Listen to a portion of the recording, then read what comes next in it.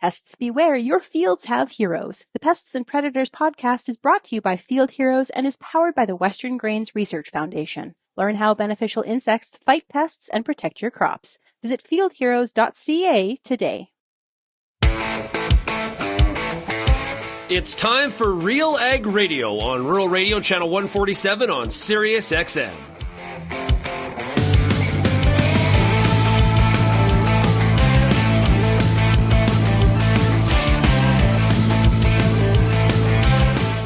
RealAg Radio and RealAgriculture.com is your home for insight and analysis of the issues that are impacting your farm business. Let's get real and get connected with RealAg Radio.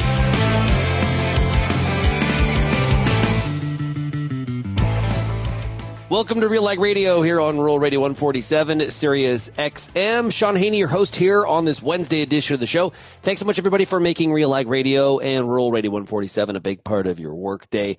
And, of course, to everybody out there on the RealAg Radio podcast, it is great to have you with us as well. Continue to tell your friends, your family, enemies, your biggest rival, your buddy from across the country, whoever it is. Tell them about RealAg Radio and the fact they can download the RealAg Radio podcast wherever you get your podcasts. Okay, today, midweek edition. This is actually, just to let you know. Well, no, I'm going to be here tomorrow. That's right. I will not be on Friday's show. Lindsay will be filling in and hosting.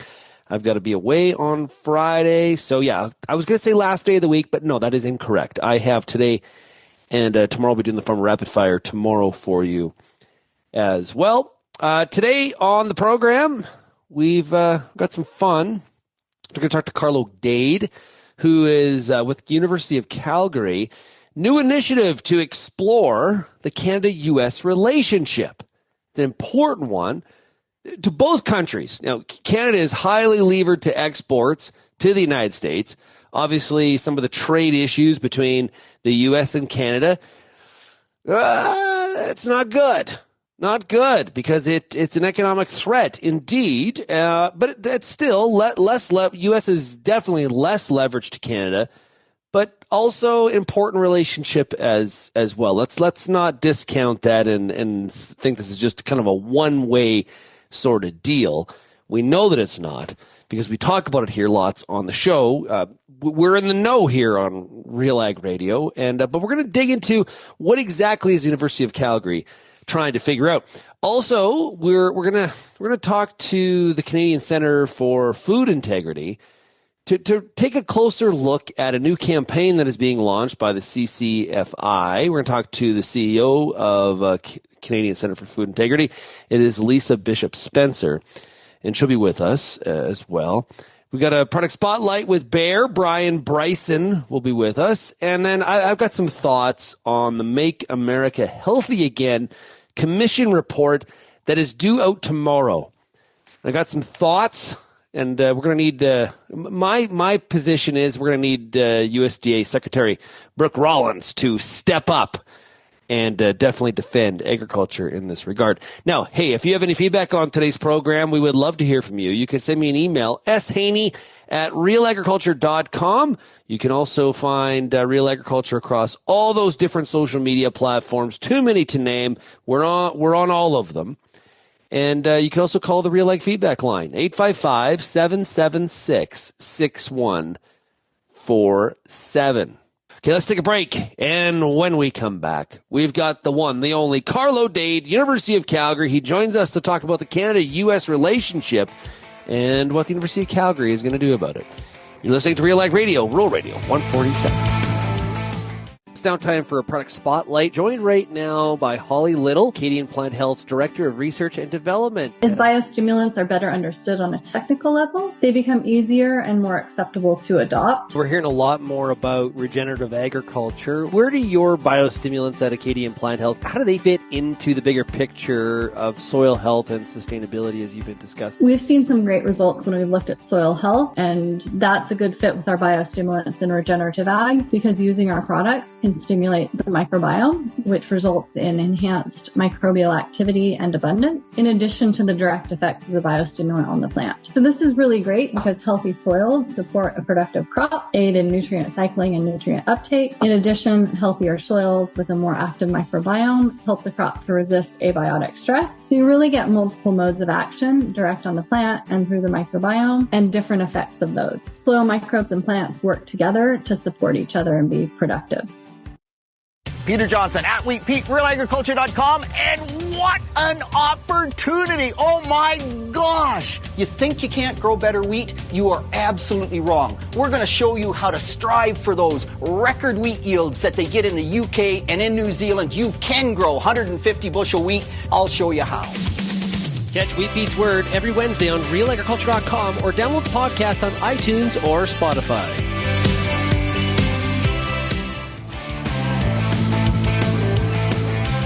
Pest beware, your fields have heroes. The Pest and Predator podcast is brought to you by Field Heroes and is powered by the Western Grains Research Foundation.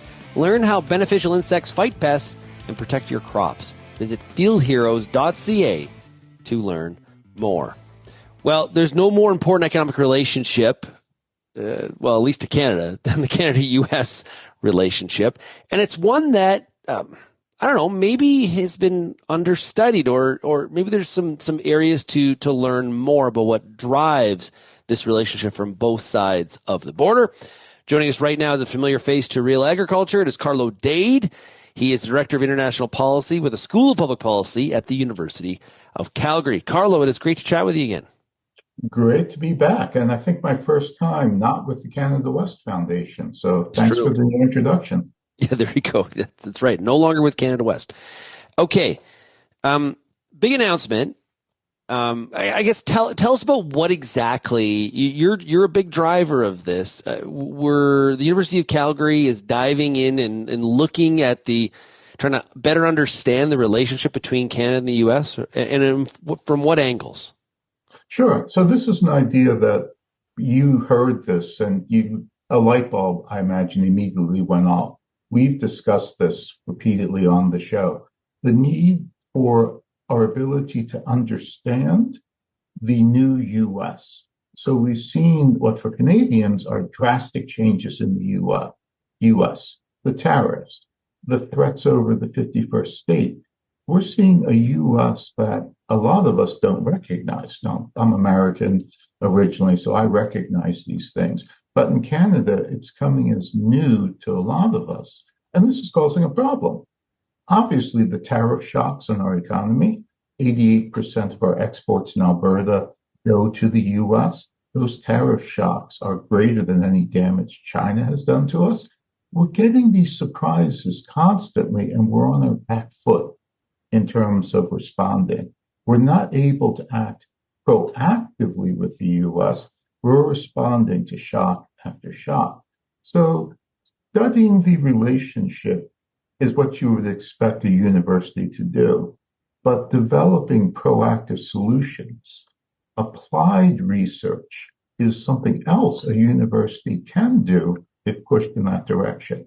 And so that's what this initiative is. We want to develop understanding and connections to understand the new U.S., not the U.S. we all grew up with, the good old NAFTA, best friend in the world in the U.S., but understand the social, economic, and political changes of a new reality in the U.S., and then develop responses, new data, new connections, et cetera, to enable us, your listeners personally, and the businesses, government, to be able to better manage that relationship. And lastly, we also want to use this work to train the next generation of North Americanists. So we have new experts coming out of the universities that work with us that understand the new U.S., not just the U.S. that produced NAFTA, but can drive policy changes going forward. Do you have a handle on how new is new? Like how much carryover, if we're going to put it in these simple terms, new and old, how much carryover is there of the old? Wow, that's a great question. You're the first reporter to ask that. So good on you for digging in. But at the launch in Calgary, we had a roundtable with partners from the U.S. and other universities, including Chris Kuchka from down in Lethbridge. Jeff Hale was on the phone, also from Lethbridge. But that is the key question. A lot of what we're seeing in the U.S. are long-term trends that people who are deeply, deeply familiar with the U.S. Recognize. Not just the changes in the Reagan Revolution or the Nixon administration, which imposed tariffs, but going back to the 50s, there's always been this undercurrent in the U.S. of the MAGA movement. What's different now is that those undercurrents have seized power, not just at the state level, like George Wallace in Alabama, but they seized the national levers of power. So trends that we could look on with alarm or bemusement in Canada have suddenly broken through the gates of power, and we're seeing them take over trade policy.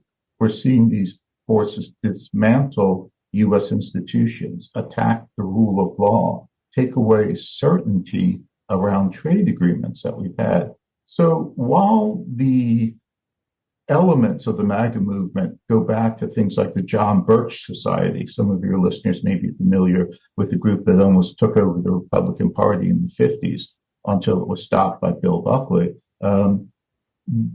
What's different now is that these folks are actually in power and they're actually dismantling things. And I would argue that taking over control of power is what's changed and what we've missed. So in order to create, this kind of initiative, my assumption is that there's a belief this research is warranted because the change is systemic. This is not a flash, a temporary, temporary fling in college. This is something that it really has some lasting power in the form that we know it today. It's going to last longer than your average high school romance, yes. Not just the 187, 88 weeks we have left of the Trump administration, but what comes after the Trump administration. We've seen changes within the Republican Party that we didn't think we'd see. Again, you'd have to go back to the 1950s and the threatened takeover by the John Birch Society to see something so drastic. The Bushes, the dynasty, the Bush family dynasty, gutted. Republicans we thought we knew, who were free traders, who were allies, have suddenly turned. This is deeper and it's more systemic. The grassroots of the Republican Party has been remade. The Bush Republicans are kicked out. And that's just the Republicans. What is happening on the Democrats? The only certainty we have with the Democrats is we're not going to go back to the Democrats we knew, the Democrats that were so universally despised that they've lost 2 elections. Now, the vote totals were a bit higher, but the discontent within the Democratic Party is just as deep. So we're going to see potentially after the current Trump administration, remaking on the left. And so progressivism in America, traditional Democratic parties in America are being remade. We need the ability to get ahead of these changes. Stop looking in the rearview mirror of the good old days of the past with NAFTA and look through the windshield at what's coming with these changes in the U.S. And last point, once you lower the bar in terms of accepted political behavior, once you open the Pandora's box of things like tariff policy, I cannot think of any instance where the bar has been raised when it's been lowered or Pandora's box has been shut. You're setting a new norm, a lower norm that we're going to have to deal with going forward. Yeah, the current Democratic Party is not the party of Bill Clinton. That's for sure as well. And at some point on some of the policies, I think about the proposal for there to be an increased tax on people making over I think it was $1 million. At some point, a policy like that coming from the Republican side or from the White House, it kind of connects with where Bernie Sanders is, right? And so there's a very weird dynamic in trying to understand it. Now, we have talked a lot about the politics of all this, but I'm assuming that this research is going to look into the underbelly of some of the the social side of things, not just the economics, but just not from here's what's happening in DC. Right. So we're going to stay away from the social issues. So let me lay out the three areas very quickly. Great. One is research and solutions. So key part is and solutions for issues that Albertans face immediately. So things like better ways to respond to tariff shocks, supply chain visibility for municipalities so they can see how critical inputs they buy, the ability to produce clean drinking water, the implements to produce that, how those are impacted by tariffs. We'll also do modeling scenarios for a CUSMA renegotiation. So small businesses and others can have information to help them predict what's coming. So we're going to do a set to respond to immediate issues that Albertans face. There'll be deeper research, and this is what's really new about the initiative. We want to take a methodology, here I sound like an academic, developed by the Carnegie Endowment that tried to build a U.S. foreign policy from the base, from stakeholders, not in Washington, D.C., but in Colorado, Nebraska, Ohio. They took the usual policy mechanisms the mechanisms for creating policy, where you have quote unquote experts like myself gathering, looking at the data, deciding what's needed, and then selling those solutions to voters. Instead, they flipped the process and started with people who deal with these issues every day and built an agenda from the ground up. We want to work with U.S. partners in the Mountain West and Plains to do the same thing. So your show in the States will be vital for us getting out the message, finding people and talking to them. But we want to attempt this to create an agenda for working with the Americans that doesn't come from the elites, that does not come just from Washington and Ottawa, but that comes from communities in the West. That's a huge part of what we want to do for understanding the new U.S. And lastly, we want to use all of this work to take students and train them in practically in hands-on how to deal with the new U.S. Yeah. So there are three interrelated goals here, and it's all being done in the West. So everything else is generally done in Ottawa. I'm part of 6 North American working groups, and how many of them are not based in Ottawa, Washington? One, the guys in Los Angeles working on the World Cup and how we work together in North America on the World Cup. Everyone else is in the capitals, and the one that's not is on the coast. So we really haven't seen this sort of thing coming from the heartland.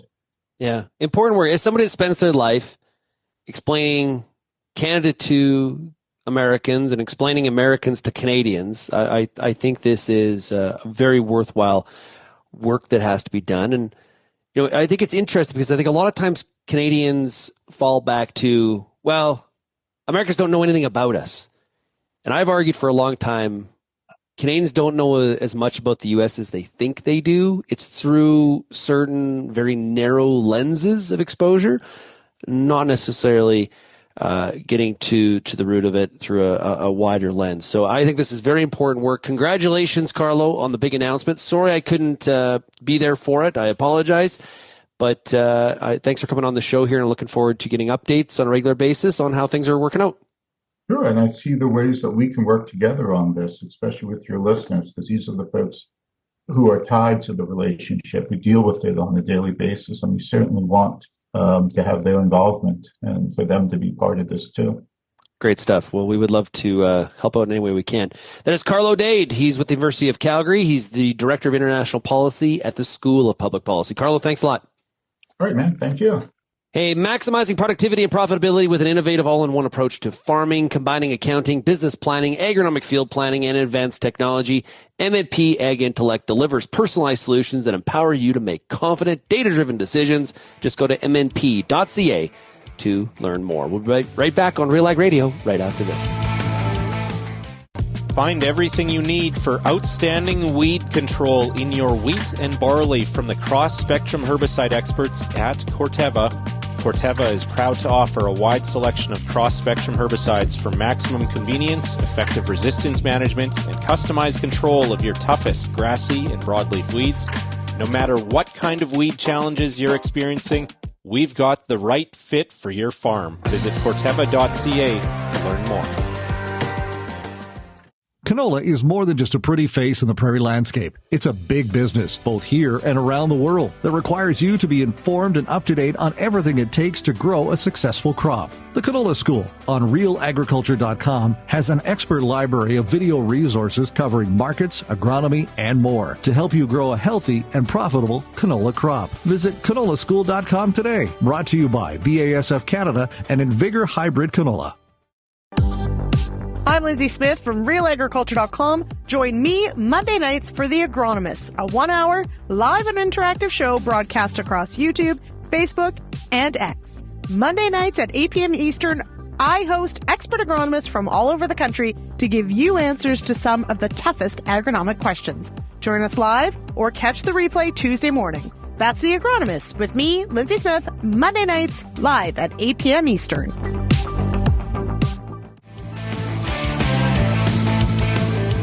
And welcome back to RealAg Radio. It's now time for a product spotlight with Bayer Crop Science. And we're joined right now by Bryson, who is the marketing portfolio lead for crop protection products in Western Canada.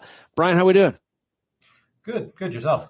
Really good. It's great to chat with you, and thanks a lot for being here. I do appreciate it. So, Bryan, when conditions are dry and disease pressure is low, it's kind of the environment we're in right now in Western Canada. Many farmers will tend to be, they're going to tend to kind of skip applying a fungicide, but we're hearing more and more about some of the benefits that fungicides can have, even in some of these more drier conditions. What are your thoughts?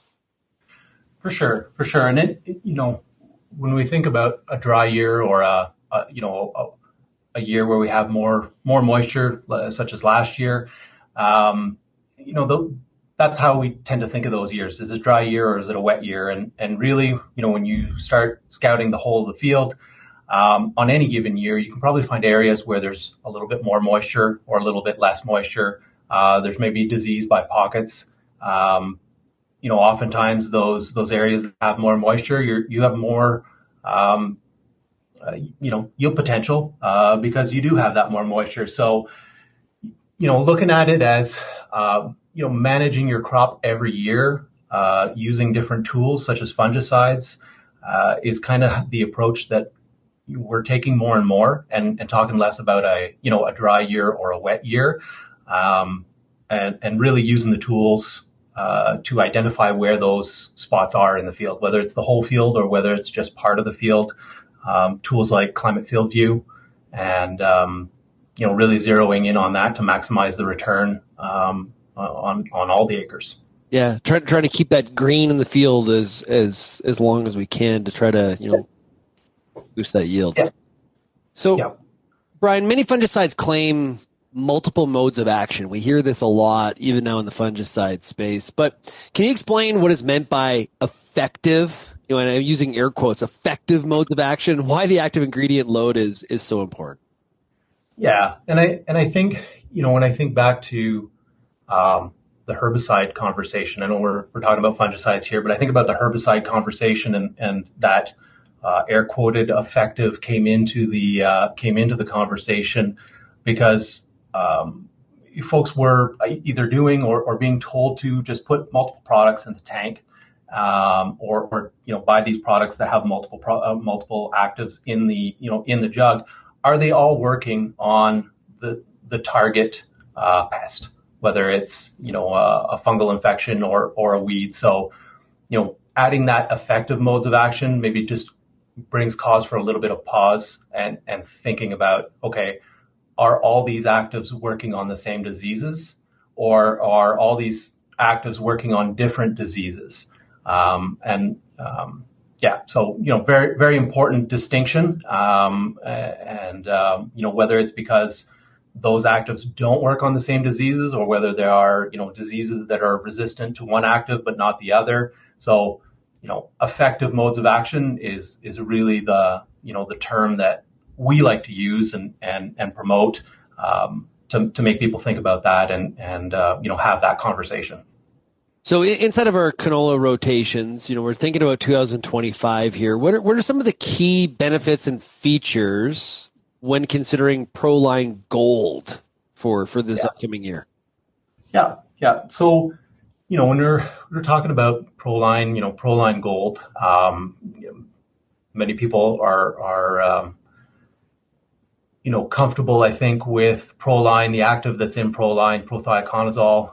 Proline Gold combines prothioconazole with fluopyram, and that's what, turns Proline into Proline Gold. But, the fluopyram is fast acting, gets in there and works. It gets in there quickly and works for a really long time. So, when we're looking at these areas of the field that, maybe have, 10% or greater incidence of sclerotinia, that's really where Proline Gold shines, and really pulls ahead, as far as, the protection that it offers. So, combining that with, targeting those applications to the areas that are going to benefit the most, I think is the strategy that we've, or the approach anyway, that we are promoting, with farmers, with retails, with agronomists, and all those conversations. Again, we can talk about the features and benefits of products, but how do we put those tools to use to make sure that farmers are getting the best return on investment? If you're going to go out and buy something and do the work, let's make sure that we're doing it in a way that provides the best return for that investment. Yeah, the ROI, that's absolutely critical. And when we think canola, it's yellow, easy to do that, that connection to Proline Gold. I like the color use there. That's good. Hey, Bryan, if somebody wants more information on Proline Gold or any of the products in the Bayer Crop Science portfolio, where do they go? Sure. They could check us out online, www.cropscience.bayer.ca. Reach out to your local ag retailer, talk to them about Bayer, talk to them about our products. Great stuff. Hey, Bryan, thanks a lot for joining us here today on RealAg Radio. Thank you very much for having me. Great stuff. That's Bryson, marketing portfolio lead for crop protection products in Western Canada with Bayer Crop Science. We'll be right back on RealAg Radio, Rural Radio 147, right after this. We have the financial tool you're looking for. A cash advance from Canadian Canola Growers Association is a financial tool for farmers that offers flexible short-term financing. Borrow your first $250,000 interest-free and the rest below prime. Put your advance to work in whatever ways make sense for your operation. Apply on over 50 commodities. Call our experienced team or visit ccga.ca. Cash advances are made under the Government of Canada's Advance Payments Program. It's summertime, and you've got a lot of important decisions to make when it comes to your corn crop. Let the Corn School on RealAgriculture.com help guide you through those big decisions with input from leading experts in the field. If it's spray timing, disease identification, or any other field issue, the Corn School's got you covered. The Corn School on RealAgriculture.com, brought to you by BASF and Pride Seeds.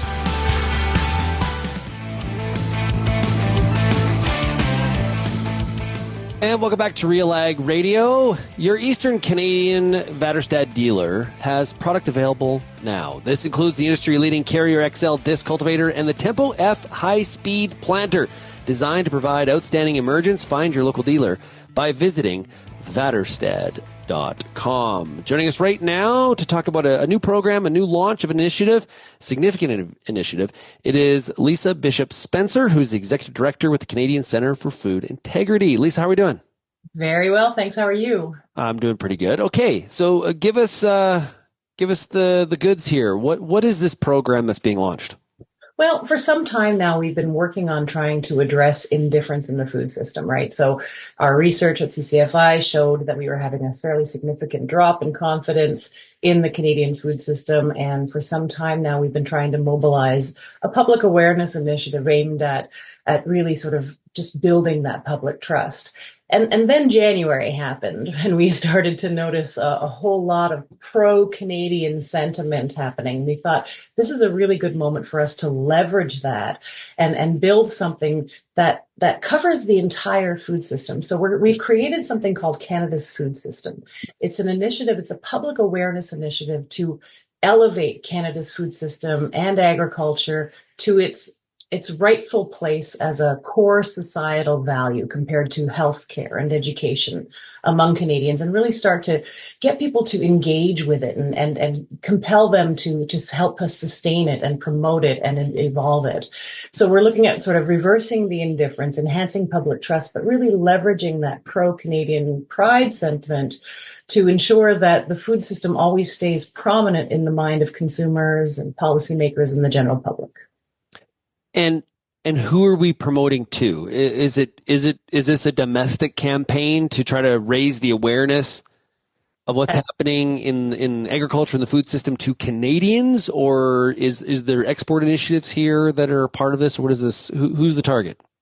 At this time, we're promoting among Canadians, right? We're really leveraging that message that people need to understand their food system a little bit better and really start to engage with it a little bit more. So it's really mostly Canadians at this point, although the campaign will continue to evolve and grow. Yeah. Where's the gap? Like what are we trying to fill here where we could say, yep, move the needle, success? Right. So right now, for instance, fewer than half of Canadians hold a positive view of Canada's food system. So that's a 7-point drop from the year before. We're hoping to provide a lift to that and really help that pessimism that had hit an all-time high last year because of just a lack of confidence that the food system was going in the right direction. So we're trying to leverage those numbers really to build that kind of trust. What we've seen, our challenges have been that there's been a lack of sort of a clear, unified message from across the sector that says, hey, Canadians, the food system is important and you need to pay attention. And there are different levels of understanding, and I would argue in many cases no level of understanding of the different parts of the value chain, right? There are people who think of farmers and they think of retail and they're not sure about the partners in between. They don't know the role that they play.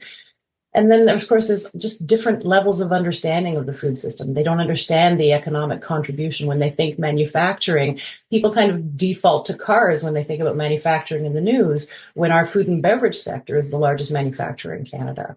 So it's just that lack of awareness that we're trying to address.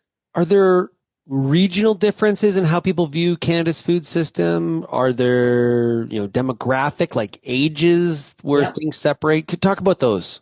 Sure. So I can give you the best example that I can think of off the top of my head, and that has to do with just sort of online conversations. So at any given time, there are 38.5 million Canadian conversations happening online about any topic.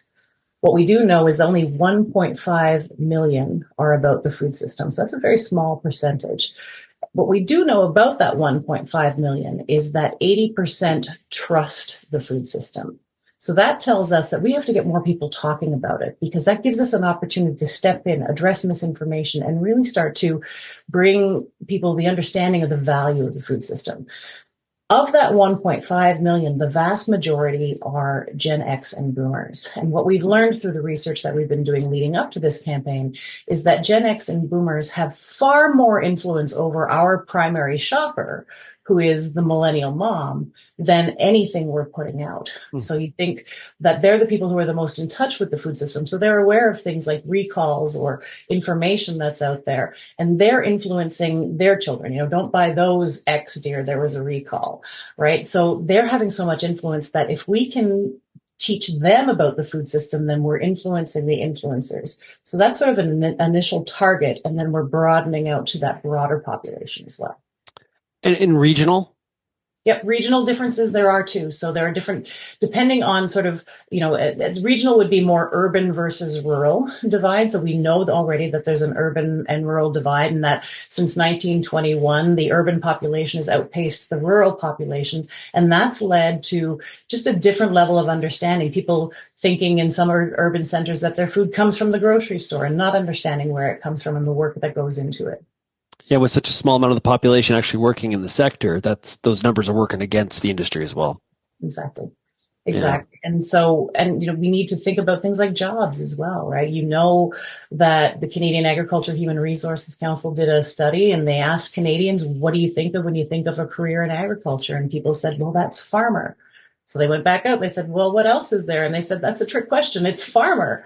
And so they don't understand that you can be a lawyer and work in agriculture. You can be an engineer and work in agriculture. There are so many career opportunities in the sector that if we can start promoting the people behind the system, then people can start to see themselves in the system. Okay, so what does success look like? If I have you back on here and you're like, yep, successful campaign, initiative was well worth the time, the energy, the money, what does that success factor look like? Success looks like moving the needle on public trust, right? So we've seen it in the forestry sector. They've done a concentrated campaign and they've successfully leveraged the campaign in a few years to be able to get almost 80% of the Canadian population looking favorably upon the forestry sector. In a generation, even among the generation that thinks that if Amazon rainforest destruction is bad, then all forestry must be bad. But they've converted, they've changed that opinion. If we can start to change and move the needle and ensure that people have a better level of understanding of how it works, but also understand the importance of what we do, right? The high level of money that we bring into the GDP, the contributions that we make on an economic perspective, but more importantly on innovation. So we've also done some research when it comes to innovation and how Canadians view it. And Canadians love innovation when it comes to healthcare, for instance. They think that's terrific. But the minute we start putting the words innovation and food together, consumers get nervous. Canadians get nervous. They're like, what are you doing to my food? Right?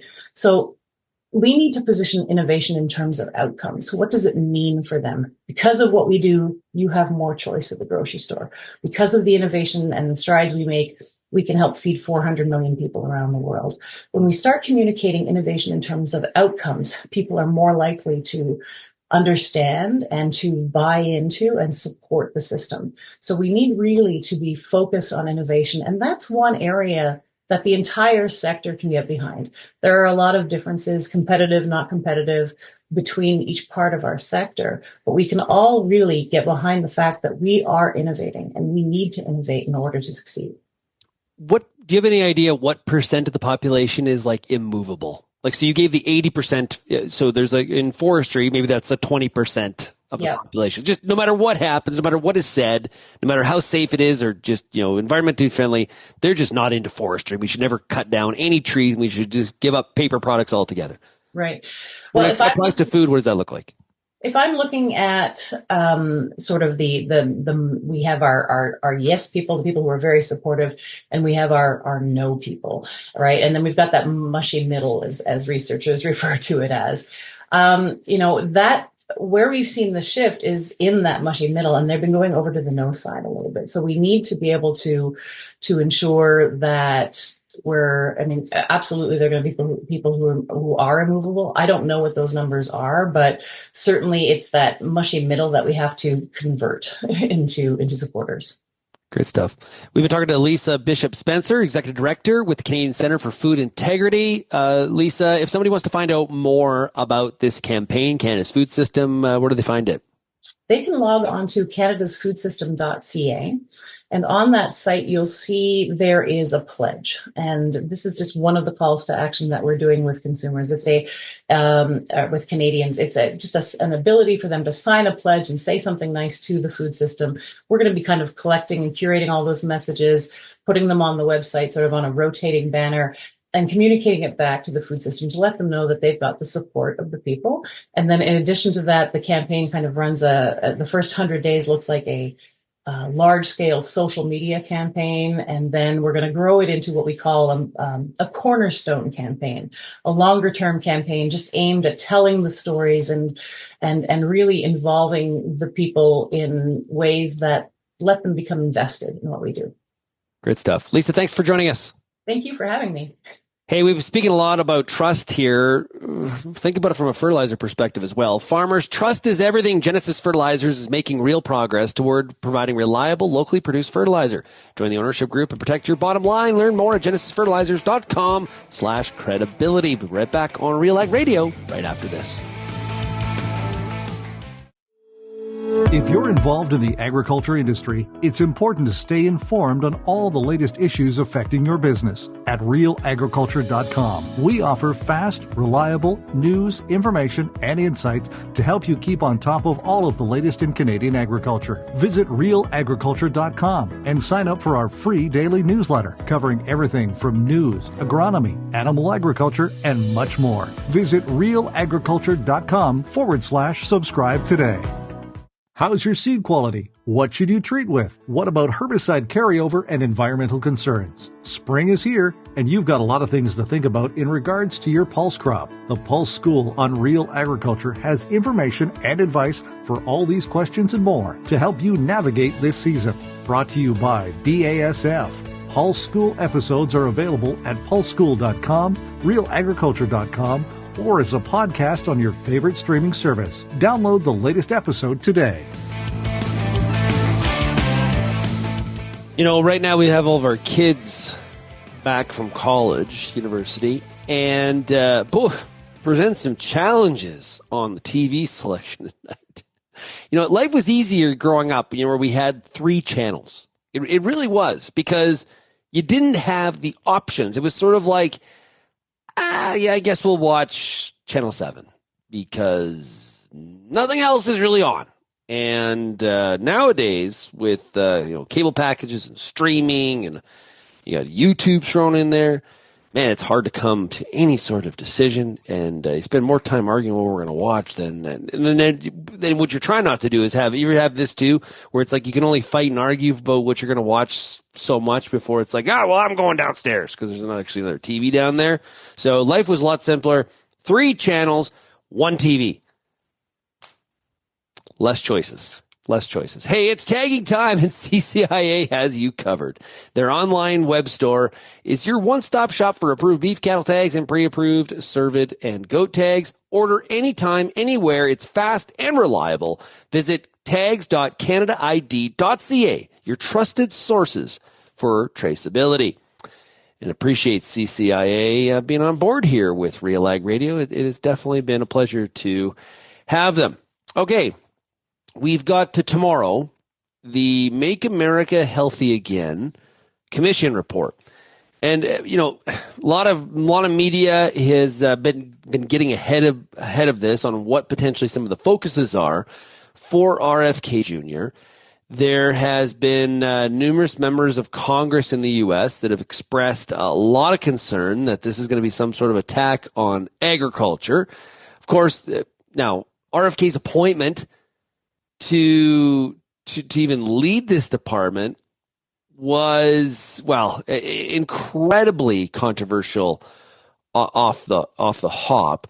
So we're starting from an area of a lot of concern, a lot of clutching already happening. And I guess this has a real impact because you've got one of the largest agricultural markets in the world. And if there are going forward restrictions as it applies to pesticides, for example, that has a hangover effect, a carryover effect into markets like Canada or even Europe, right? And so there is a lot of concern here. I also think from the sugar perspective, that is the other industry that is quite concerned. We know that RFK has talked about sugar being essentially poison. I'm not sure that a lot of sugar is great for you. There's a lot of stuff that's great for you. But. So what we're waiting for here is this report. We know as well that President Trump had said, we'll just let Bobby run. We'll give him a little bit of rope, or we'll just let him run for a while, and then we'll yank him back. That was, I think, back from the fall. I'm paraphrasing there. Sorry if I'm not getting that entirely word for word correct. But, Jim Wiesmeyer, who you often hear on this show, DC policy analyst, in Jim's report talking about what this commission could say, he mentions that pesticides are a focus. And I'm reading from Jim's morning email. Kennedy testified this morning before the Senate Appropriations, Labor and Health and Human Services Education and Related Agencies Subcommittee. It's a long acronym.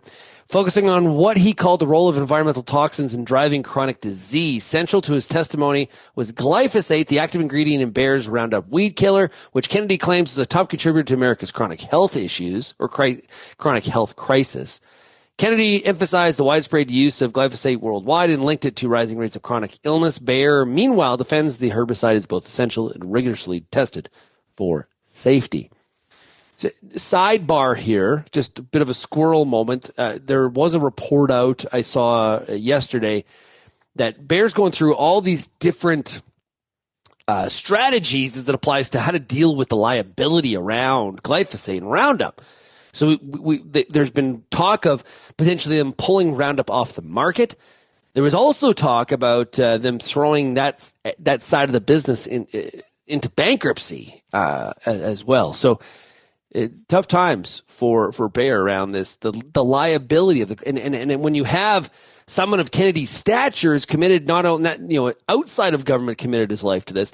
Now he's inside government, causing this kind of critique and I'll say mayhem. This is creating a lot of disruption. There's a lot of concern about it. Absolutely.